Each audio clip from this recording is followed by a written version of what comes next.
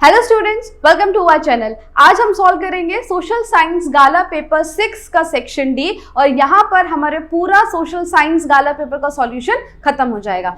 तो section D कितने marks का होता है? 20 मार्क्स का होता है। यहाँ पर 47 से लेकर 53 में 7 क्वेश्चंस है, जिसमें से आपको एनी 4 ही अटेम्प्ट करने हैं और एक क्वेश्चन जो होता है मैप का, क्वेश्चन नंबर 54, वो कंपलसरी है।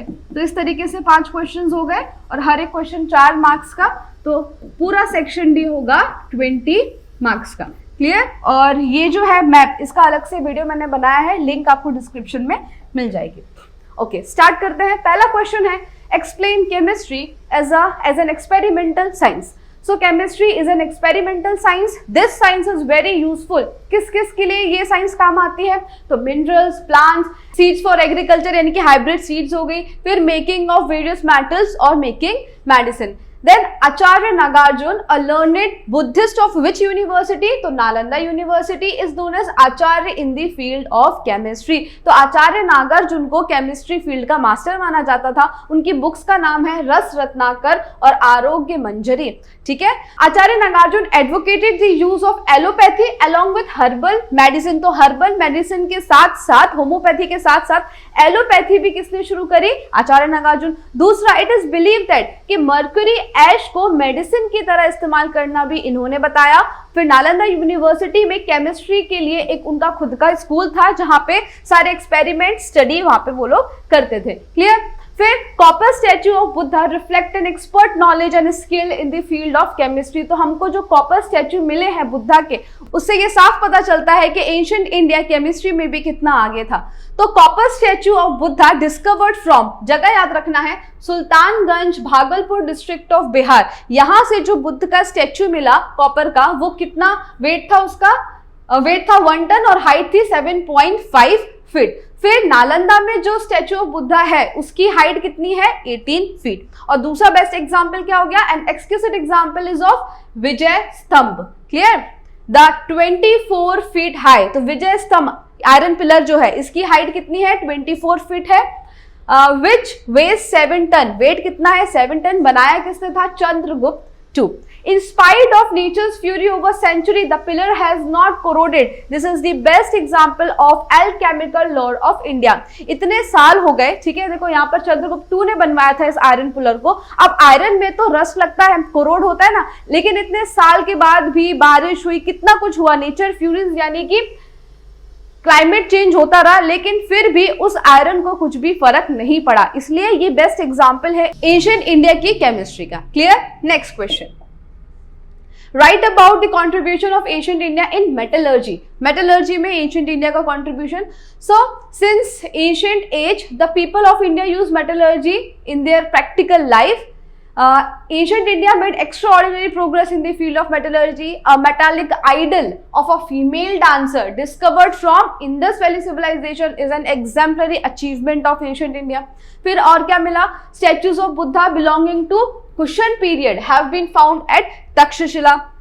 साउथ इंडिया में चोला पीरियड के दौरान numerous metal idols were made. तो यहाँ से पता चलता है कि उस टाइम पर हम मेटल का अच्छे से इस्तेमाल करना जानते थे। फिर द स्टैचू ऑफ नटराज, ये 1 मार्क्स में आ सकता है। The statue of Nataraj, a masterpiece in sculpture, is famous all over the world. It is preserve in museum at Chennai. तो जो स्टैचू हमको मिला था, उस जो एक्सकेवेशन पे हमको मिला था स्टैचू, वो कहाँ पे प्रिजर्व है? चेन्नई के म्यूजियम में। फिर another well known metal idol कौन सा मिला? राम द आर्चर, यानी कि धनुष पकड़े हुए Ram, can be seen in the museum, ये भी म्यूजियम में है। फिर artistic statues of god, goddesses, birds and animal and beetle nut cutter are considered to be best example of metallic art. All of them have important place in the history of India. Clear? Next question, write a note on global market और Indian agriculture. So the policy of globalization has been implemented with the purpose that the Indian farmer can sell his products in world market and earn profit. तो Indian farmers को अच्छा खासा profit हो सके, ताकि वो अपने प्रोडक्ट्स जब दूसरी कंट्री में बेचेंगे तो ऑब्वियसली बात है प्रॉफिट ज्यादा होगा। तो इसी पर्पस के लिए ग्लोबलाइजेशन लाया गया था। Many changes took place in the agriculture field due to globalization. The process to export import crop production is made very simple. तो जो फार्मर्स के प्रोडक्ट हैं उनका एक्सपोर्ट इंपोर्ट का जो प्रोसेस है वो काफी इजी बना दिया गया। फिर cotton, chillies, til are now available in Chinese market. तो इंडिया के एग्रीकल्चर प्रोडक्ट्स चाइना के मार्केट में अवेलेबल हैं और दुनिया भर के जितने भी फ्रूट्स और अलग अलग वैरायटी की चीजें होती है एग्रीकल्चर में वो इंडियन मार्केट में अवेलेबल हैं। तो ये किसका रिजल्ट है? ग्लोबलाइजेशन का। The costly genetically modified BT seeds, ये हाइब्रिड सीड्स जो होती हैं, sold by multinational companies are now available in India. Due to this farming has become costly. ये जो बीटी सीड्स होती है जो बाहर की कंट्रीज में बनती है ये अब इंडिया में अवेलेबल है, लेकिन ये इतनी कॉस्टली होती है जिसकी वजह से कुछ फार्मर्स उसको अफोर्ड नहीं कर पाते हैं और फार्मिंग कैसी हो गई? कॉस्टली होगी। With the import becoming smoother the domestic farm products have to face tough competition. अब हर एक चीज के दो पहलू होते हैं, अगर कुछ एडवांटेजेस हैं तो डिसएडवांटेजेस भी साथ में आएंगे। तो यहाँ पे क्योंकि इंपोर्ट एक्सपोर्ट बहुत ईजी हो गया तो बहुत सारे जो फॉरेन के प्रोडक्ट्स हैं उनको कॉम्पिटिशन फेस करना पड़ा जो डोमेस्टिक प्रोडक्ट्स हैं उनसे। ठीक है, तो इंपोर्ट आसानी से होने लगा तो डोमेस्टिक फार्म प्रोडक्ट्स और जो फॉरेन के फार्म प्रोडक्ट्स हैं उनका कंपटीशन होने लगा। This it is necessary to register qualitative farm production as national patent in the world market. अगर कोई इंडिया का एग्रीकल्चर प्रोड्यूस ऐसा है जो बहुत ज्यादा फेमस हो चुका है तो क्या लेना जरूरी है? पेटेंट, नेशनल पेटेंट, ताकि पता चले ये कहाँ का है? इंडिया का। जैसे कि गुजरात में फेमस हो गए केसर आम, तो पेटेंट हो जाता है। Then to face competition in agriculture products in global market, India will have to adopt new technology and concentrate on quality. अब इंडिया के एग्रीकल्चर मार्केट को ग्लोबल मार्केट में टिके रहना है तो दो चीज पे ध्यान देना पड़ेगा। पहला, न्यू टेक्नोलॉजी अडॉप्ट करनी पड़ेगी और दूसरा, क्वालिटी पर कंसंट्रेट करना पड़ेगा। A series of planned steps will have to be taken to increase the economic prosperity and solidarity of people. तो यहाँ पर गवर्नमेंट ने स्टेप्स उठाए हैं किसके लिए? इकोनॉमिक प्रॉस्पेरिटी के लिए और सॉलिडरिटी ऑफ पीपल, यानी कि लोगों का एक दूसरे को सपोर्ट रहे। ठीक है, दोनों, क्योंकि जब एम सेम है यानी कि ग्लोबल मार्केट में इंडियन एग्रीकल्चर को आगे ले जाना है तो इसी के लिए प्लान स्टेप्स उठाए गए by the government. Then with increasing population, the probable future increase in the demand for agricultural products and to maintain the march to economic progress। अभी एग्रीकल्चर आगे जा रहा है लेकिन जिस हिसाब से पॉपुलेशन बढ़ रही है तो फ्यूचर डिमांड और इंक्रीज होने वाली है। तो अगर जिस हिसाब से अभी एग्रीकल्चर हमारा अच्छा है वही अगर हमको मेंटेन रखना है, ठीक है, अगर वही हमको मेंटेन रखना है तो हमको तैयारी कर लेनी चाहिए किसकी? सेकेंड ग्रीन रिवॉल्यूशन की। ठीक है, क्योंकि जिस हिसाब से पॉपुलेशन बढ़ रही है फ्यूचर नीड्स बहुत ज्यादा हो जाएंगी, डिमांड भी बहुत इंक्रीज हो जाएगा। तो अगर हमको ये लेवल मेंटेन रखना है तो सेकेंड ग्रीन रिवॉल्यूशन के लिए इंडिया को रेडी रहना पड़ेगा। Okay, next question, difference between kharif and rabi crop. तो kharif crops are taking during rainy season, kharif crop बोलते हैं इनको, और रबी क्रॉप विंटर में ली जाती है। इनका टाइम क्या है? जून जुलाई से अक्टूबर नवंबर, और रबी क्रॉप का टाइम है अक्टूबर नवंबर से मार्च अप्रैल। एग्जाम्पल में देख लेंगे तो paddy, maize, jowar, millet, cotton, til, groundnut, moong, moth are kharif crop. फिर wheat, gram, barley, mustard, linseed etcetera are rabi crop. तीसरा और डिफरेंस है जायद क्रॉप का, तो तीनों को ही आपको याद करना है। Next, state the effects of unemployment. Effects of unemployment text book में गिवन नहीं है, फिर भी हम देख लेते हैं। Unemployment is a serious and complex problem before Indian economy, और इसके एडवर्स इफेक्ट्स ये हैं। पहला क्या है? Unemployment is the root cause of poverty. Poverty का रूट कॉज या रीजन क्या है? Unemployment. When there is no employment, अगर एम्प्लॉयमेंट नहीं होगा तो इनकम नहीं होगी, अगर इनकम नहीं है तो पॉवर्टी होगी, और पॉवर्टी की वजह से जो पुअर लोग हैं उनकी दिक्कतें बढ़ जाएंगी। दूसरा क्या इफेक्ट है कि unemployment leads to poverty and poverty leads to lower standard of living. जब इनकम ही नहीं है तो बेसिक नीड्स पूरा करना भी मुश्किल हो जाता है, तो स्टैंडर्ड ऑफ लिविंग कैसा होगा? लो। The unemployed poor are force to live in slum areas में रहना पड़ेगा, माल न्यूट्रिशन के शिकार हो जाते हैं, starvation, diseases and early death, क्योंकि न्यूट्रिशियस फूड नहीं मिल रहा है, 2 वक्त का खाना भी नहीं मिल रहा है, तो अर्ली डेथ भी यहाँ पे देखने को मिलती है। The failure to find employment make the educated and intelligent young people to migrate to other countries। जो educated भी हैं, young हैं, लेकिन उनको यहाँ पे किसी भी तरह का employment नहीं मिल रहा है तो उनको दूसरी countries में migrate हो जाना पड़ता है। इसको हम कहते हैं ब्रेन ड्रेन। तो the brain drain is a major loss due to inadequate employment opportunities. तो इंडिया में एम्प्लॉयमेंट अपॉर्चुनिटीज ना होने की वजह से ब्रेन ड्रेन यानी कि हमारे लोग दूसरी कंट्री में जा रहे हैं, तो लॉस किसका हो रहा है? इंडिया का। The illiterate and semi-literate unemployed youth is lured by the criminals to indulge in anti-social activities। अब क्योंकि इतनी गरीबी होती है और जरूरतें पूरी करनी है, तो ये ना चाहते हुए भी गलत एक्टिविटीज में शामिल हो जाते हैं। ठीक है।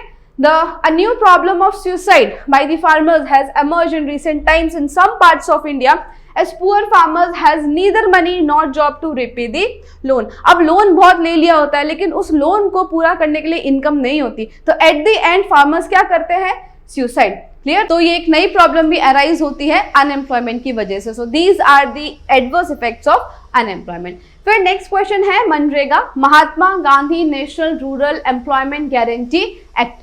Employment oriented Mahatma MNREGA program has become popular with the slogan. इसका स्लोगन क्या है? Our village our work along with reasonable price, यानी कि हम हमारे गांव में रहकर ही एम्प्लॉयमेंट ढूंढ सकते हैं और गवर्नमेंट इनको एम्प्लॉयमेंट देती है। ऑब्जेक्टिव ऑफ मनरेगा is to enhance livelihood for families or adult living in rural areas of state who can do physical labor though unskilled and are willing to work। यानी कि ऐसे लोगों को काम देना जो भले अनस्किल्ड हैं लेकिन लेबर वर्क तो कर ही सकते हैं और उनको काम भी करना है। ठीक है। They are able to do physical work and they are willing to work. फिर इस पर्पस के लिए 1 person from every family is guaranteed wage employment for at least 100 days। तो इसके लिए क्या किया गया कि गांव में हर फैमिली में से एक पर्सन को तो गारंटी है एम्प्लॉयमेंट मिलने की। कितने दिन का? 100 days का एम्प्लॉयमेंट मिलेगा, गारंटीड एम्प्लॉयमेंट मिलेगा, जिसमें उसको 7 hours पर डे काम करना पड़ेगा in a financial year. The government has fixed the wage rate, accordingly it pays daily wages. और वेजेस कितना मिलना है वो गवर्नमेंट ही डिसाइड करती है और उस हिसाब से ही इनको फिर वेजेस मिलते हैं। If after asking for work government fails to provide employment, then as per rule government has to pay unemployment allowance। अगर गवर्नमेंट इनको एम्प्लॉयमेंट देने में फेल हो जाती है तो गवर्नमेंट को इनको क्या देना पड़ेगा? अनएम्प्लॉयमेंट अलाउंस तो देना ही पड़ेगा एज पर the scheme. In this works like, अब होता क्या है? Development of village, construction of personal toilets, personal wells, levelling the land plain, horticulture, labour work in Indira Awas Yojana यानी कि गांव में घर बनवाना, फिर cattle shed, making organic manure. ठीक है। ऑर्गेनिक मैन्योर यानी कि फर्टिलाइजर बनाना, shed for cocks and goats, yard for drying fish, cleaning of canal, works related to water storage, free plantation on roads are included. तो ये सारी activities की जाती हैं रूरल एरियाज में। से 2 फायदे होते हैं, गांव का भी डेवलपमेंट हो रहा है और लोगों को एम्प्लॉयमेंट भी मिल रहा है। ठीक है। ये यहाँ पर हॉर्टिकल्चर मतलब क्या होता है? जहां पर हम वेजिटेबल्स और फ्लावर्स और फ्रूट्स का प्रोडक्शन करते हैं उसको हॉर्टिकल्चर बोलते हैं। By guaranteeing definite wage-based employment from these to every family, government tries to improve living standard of poor people under this program। अब यहाँ पर wage-based guaranteed employment मिलता है। अगर गवर्नमेंट एम्प्लॉयमेंट दे भी नहीं पा रही है तो वो एम्प्लॉयमेंट अलाउंस देगी, तो यहाँ पे पैसे मिलना यानी कि सोर्स ऑफ इनकम तो कंफर्म हो जाता है। तो इससे गवर्नमेंट का ऑब्जेक्टिव क्या है? लिविंग स्टैंडर्ड को इंप्रूव करना of the poor living in the villages. Clear. Next question, explain the reasons for more demand of child labor in India and the measures to prevent it। सबसे पहले introduction. तो condition of child labour is very pathetic यानी कि बहुत ही खराब condition है। In fact India is one of the countries where the highest child labour is found. There are various factor responsible for child labour जैसे कि poverty, illiteracy among parents, big family requirements को पूरा करने के लिए बच्चों को काम करने भेज दिया जाता था, unemployment of adults in family to increase income of the family. फिर for livelihood, those children who are forced to do labour who had escaped to city from home or in search of shelter, यानी कि जिनको जबरन काम करने भेज दिया जाता था अपनी फैमिली की इनकम बढ़ाने के लिए या उनकी ज़रूरतें पूरी करने के लिए। ठीक है। तो वो शहर चले जाते थे इन सर्च ऑफ शेल्टर। फिर ऑर्फनेज में दिखेंगे या डेस्टिट्यूट चिल्ड्रन और those children who have taken shelter in their relatives, जिनको उनके रिश्तेदार के घर शहर में छोड़ दिया जाता था। अब वो रिश्तेदार उसको अपने घर में रखेंगे, खाना खिलाएंगे, उसकी जरूरतें पूरी करेंगे, लेकिन बदले में उससे पूरा काम करवाते थे। Their relatives houses and these relatives force them to do labour in return. They are also force to do labour in return of food. अगर खाना दे रहे हैं रिश्तेदार तो सामने से अच्छा खासा काम निकलवा लेते थे बच्चों से, ठीक है। तो इंट्रोडक्शन है। नाउ रीजन क्या है कि इतनी डिमांड है चाइल्ड लेबर की? तो सबसे पहला है कि children is the cheapest factor of production as compare to adult, more work may be taken from child by giving less wages. सबसे सस्ता फैक्टर ऑफ प्रोडक्शन अगर है तो वो है चाइल्ड, क्योंकि उसको नहीं पता कि उसको कितने वेज मिलना चाहिए, ठीक है। तो हम जितना दें वो तो उसमें सेटिस्फाइड हो जाएगा। दूसरा, हम इनसे ज्यादा काम निकलवा सकते हैं एज कंपेयर टू एडल्ट। दूसरा, दे आर अनऑर्गेनाइज्ड, यानी कि किसी भी तरह का इनको जॉब सिक्योरिटी वगैरह नहीं है, तो अनऑर्गेनाइज सेक्टर है। Due to lack of organisation they can not raise their voice और कैन नॉट प्रोटेस्ट, क्योंकि इनके लिए कोई भी ऑर्गेनाइजेशन नहीं है तो ये अपनी आवाज भी नहीं उठा सकते। So child labourers can easily be exploited in various way without even their knowledge. तो चाइल्ड यानी कि बच्चों को आसानी से एक्सप्लॉइट किया जा सकता है और उनको खुद को नहीं पता होता है कि उनका एक्सप्लॉइटेशन हो रहा है। In hard and hazardous condition, work could be taken from them by paying less wage। अब इनसे बहुत ही ज्यादा लेबरर्स वर्क करवा लिया जाता है लेकिन सामने से उतना उनको वेज नहीं देते। फिर for assigned work they are forced to work for more hours. Assign यानी कि ऐसा बोला होगा कि 5 घंटे काम करना है, लेकिन वो 8 घंटे काम करवाएंगे, ऊपर से वेज भी कम देंगे। Then they schedule time by threatening और टेम्पटिंग, तो यानी कि जबरन या फिर धमकाकर जबरदस्ती उनसे काम करवाया जाता है। फिर फोर्थ पॉइंट है, as child labour is easily available so the number is more. क्योंकि आसानी से हमको चाइल्ड लेबर यहाँ पे देखने को मिल जाता है तो बहुत सारे चाइल्ड लेबर अवेलेबल है, इसलिए भी डिमांड बहुत है। फिर due to lack of educational facilities in the rural areas, पढ़ाई लिखाई यानी कि स्कूल कॉलेजेस इतने होते नहीं हैं। Children are sent to work in order to fulfil requirement of the family, तो बच्चों को छोटी उम्र में ही कमाने के लिए भेज दिया जाता था ताकि वो अपनी फैमिली की रिक्वायरमेंट्स पूरी कर सके। फिर at the age of schooling parents view them as the more earning hands and send them to work, ठीक है। तो जिस एज में उनको पढ़ना चाहिए उस एज में वो कमाने लगते हैं, और जो पेरेंट्स है वो उनको किस नजरिए से देखते हैं कि वो फैमिली की इनकम को बढ़ाएंगे। In the young age, children are deprived of, उनको क्या क्या चीजें नहीं मिलती? Games, entertainment, rest, childhood love of parents, warmth, care and education, ये सारी चीजों की जगह उनको मजदूरी करनी पड़ती है और अपनी फैमिली की रिक्वायरमेंट्स पूरी करनी पड़ती है।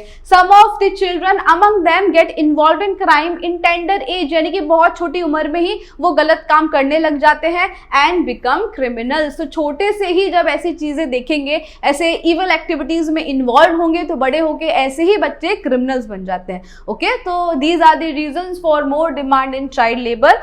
और लास्ट क्वेश्चन हमारा जो है मैप का, वो उसका मैंने अलग से वीडियो बना दिया है, ऑल गाला पेपर मैप सॉल्यूशन, लिंक आपको डिस्क्रिप्शन में मिल जाएगा और यहाँ पर आपको आई बटन दिख रहा होगा, यहाँ पर अगर आप क्लिक करेंगे तो आप मैप गाला पेपर सॉल्यूशन के वीडियो पर पहुंच जाएंगे और यहाँ पर हमारा सोशल साइंस का गाला सॉल्यूशन कंप्लीट होता है। All the best for your exams, और अगर आपको वीडियो पसंद आया हो do like, share and subscribe our channel. Thank you.